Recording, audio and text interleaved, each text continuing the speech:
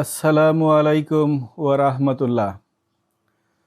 সম্মানিত দর্শক, আমাদের সালাম এবং শুভেচ্ছা গ্রহণ করুন। আজ আমাদের ৫৬তম সেশন। আমরা ট্রেড ভ্যাট, ব্যবসায় পর্যায়ের ভ্যাট নিয়ে আলোচনা করছি। ব্যবসায় পর্যায়ের ভ্যাটের আজ দ্বিতীয় সেশন। প্রথম সেশনে আমরা আলোচনা করেছিলাম ব্যবসায় পর্যায়ে ভ্যাট বলতে কি বোঝায়। আজ আমরা আলোচনা করব ব্যবসায় পর্যায়ের ভ্যাটের হারসমূহ আমাদের দেশে কত কত সে বিষয় আজ আলোচনা করব। VAT rates at trading stage. Trading স্টেজে কয়েকটা ভ্যাট রেট বর্তমানে প্রযোজ্য রয়েছে। প্রথমত স্ট্যান্ডার্ড রেট 15%। 15% ট্রেড ভ্যাট কিছু প্রতিষ্ঠান পরিশোধ করে।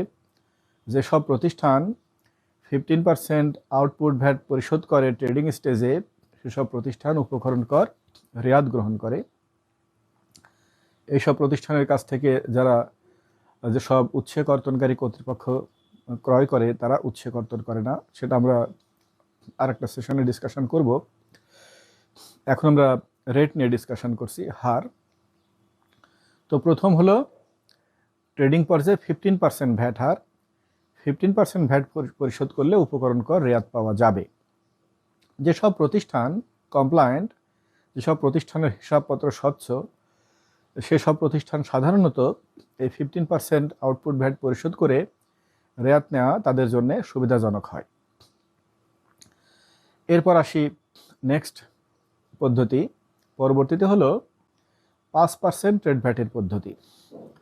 5% ট্রেড ভ্যাট যে সমস্ত প্রতিষ্ঠান প্রদান করে তারা রেয়াত পায় না, উপকরণ কর রেয়াত পায় না। আমরা জানি রেয়াত পেতে হলে স্ট্যান্ডার্ড রেটে অর্থাৎ 15% আউটপুট ভ্যাট পরিশোধ করতে হয়।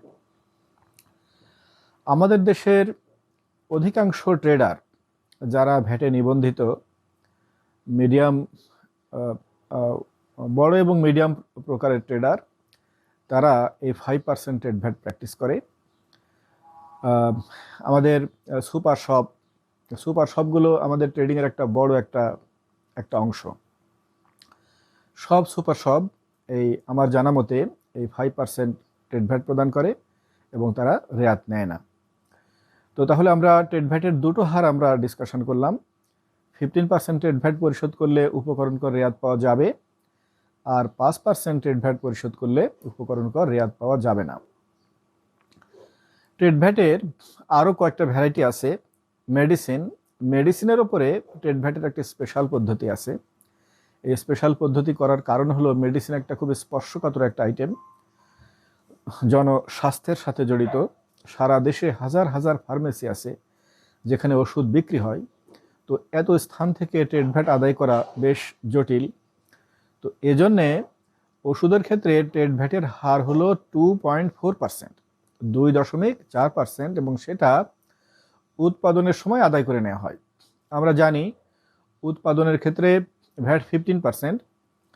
তো ওষুধের ক্ষেত্রে ওষুধ যখন উৎপাদন করে বিক্রি করা হয় তখন 15% ভ্যাট আদায় করা হয় বা পরিশোধ করা হয়। তার সাথে একই সাথে 2.4% ভ্যাটও পরিশোধ করা হয়। অর্থাৎ ওষুধের উৎপাদন স্তরে উৎপাদন করে বিক্রি করার সময় 15% উৎপাদন ভ্যাটের সাথে 2.4% ট্রেড ভ্যাট আদায় করা হয়।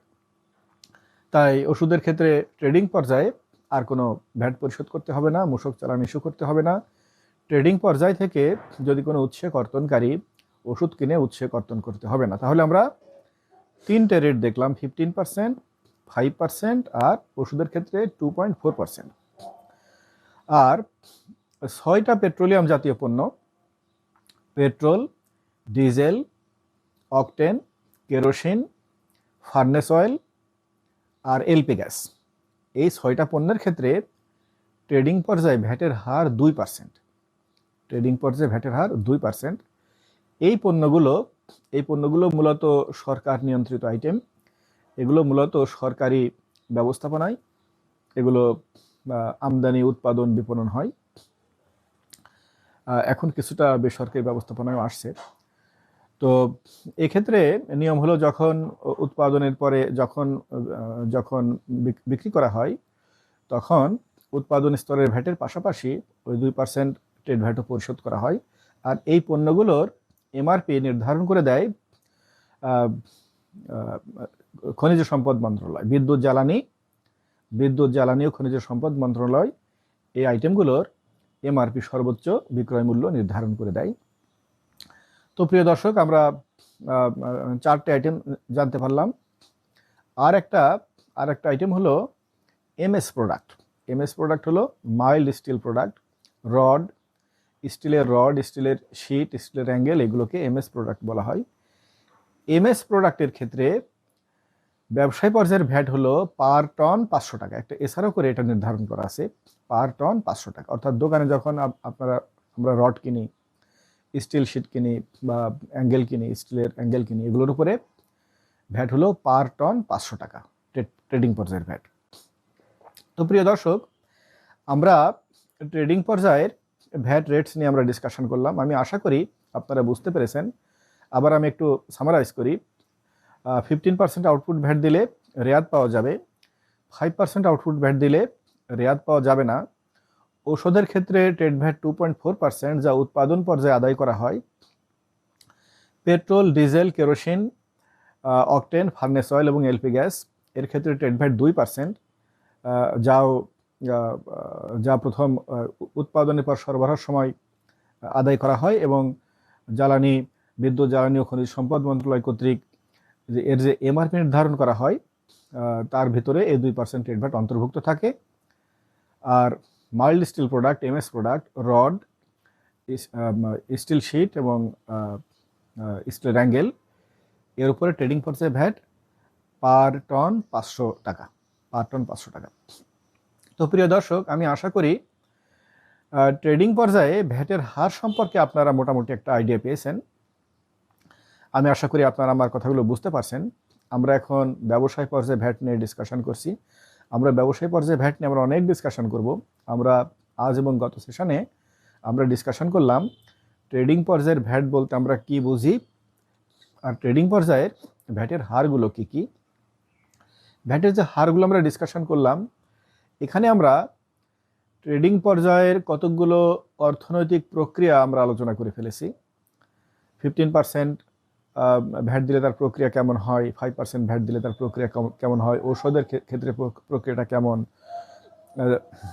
Octane, petrol, diesel, kerosene, furnace oil, LP গ্যাসের ক্ষেত্রে প্রক্রিয়াটা কেমন, মাইল্ড স্টিল প্রোডাক্টের ক্ষেত্রে প্রক্রিয়াটা কেমন।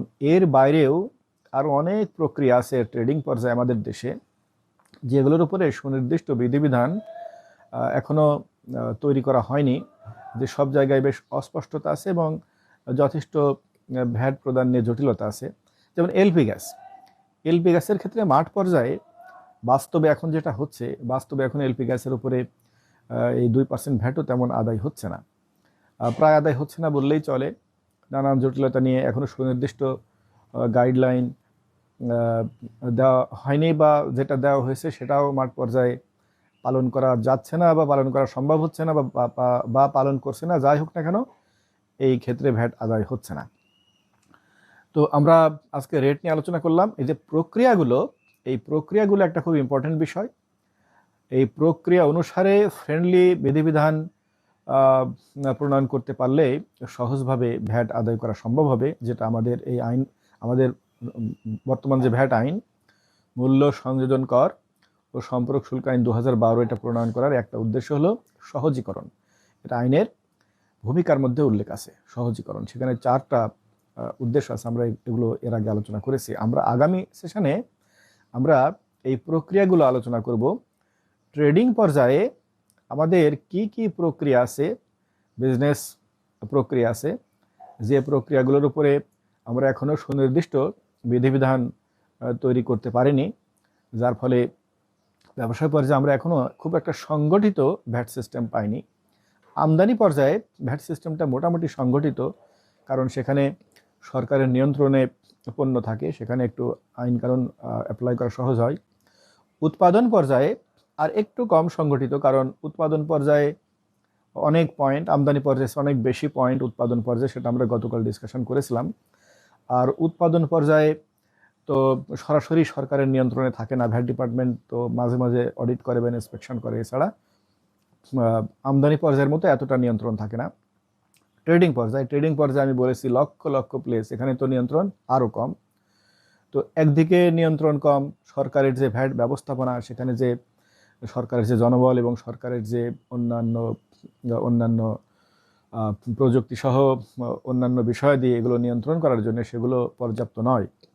এই কারণে ব্যবসায় পর্যায়ের উপরে কার্যকরী মনিটরিং করা সম্ভব হয় না, এক। এবং দুই, এই যে বিভিন্ন রকমের অর্থনৈতিক প্রক্রিয়া, এই অর্থনৈতিক প্রক্রিয়াগুলোর উপরে সহজসাধ্য, সহজে পরিপালনযোগ্য বিধিবিধানও প্রণয়ন করা সম্ভব হয়নি।